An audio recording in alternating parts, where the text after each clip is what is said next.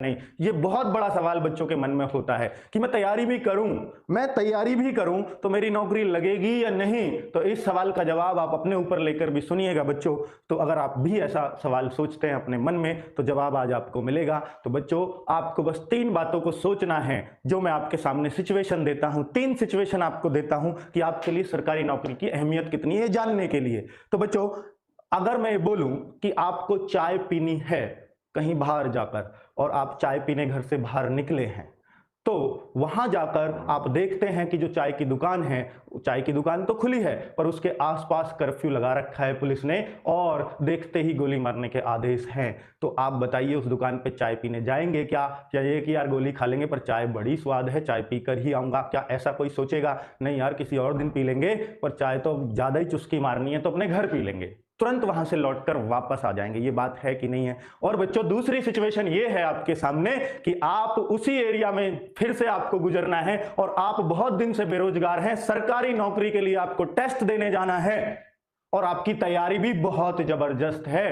तो बताइए कि आप अब उस एरिया को पार करने जाएंगे, आपको पता लगा कि यार इस एरिया में कर्फ्यू है और मेरा स्कूल, मेरा सेंटर भी इसी एरिया में है, तो क्या मैं अब एग्जाम देने जाऊं या ना जाऊं? तो बच्चों, आप पुलिस की नजरों से बच के हो सकता है गली कूचों को खोजने लगे कि दूसरा रास्ता ढूंढ लेता हूं स्कूल का, तो इधर उधर पर सब रास्ते बंद मिले। तो बच्चों, फिर भी आप लौट के और मायूस होकर कहोगे कि चलो अगले चांस का वेट करते हैं, या ये मौका तो गया हाथ से। बहुत निराश हो गए, लेकिन इस बार आपने कोशिश तो जरूर की। एक तीसरी सिचुएशन मैं आपको देता हूं बच्चों। मान लीजिए आपके पिताजी एडमिट हैं हॉस्पिटल में और आप जा रहे हैं, फिर उस एरिया से गुजरना है आपको, और पिताजी को डॉक्टर ने बोल दिया है कि आपका ब्लड सिर्फ आपके बेटे से मैच करता है, वो ब्लड देने आएगा तो आपकी जान बचेगी, नहीं तो नहीं बचेगी। अब आप उस सिचुएशन में क्या करेंगे बच्चों? तो आप करेंगे कि भाई एसपी कौन है, एसएसपी कौन है यहां सबसे बड़ा अधिकारी, उसके पैर पकड़ेंगे, हाथ जोड़ेंगे, गिड़गिड़ाएंगे, पर मुझे जाने दीजिए क्योंकि मेरे पिताजी की जान का सवाल है। तो बच्चों,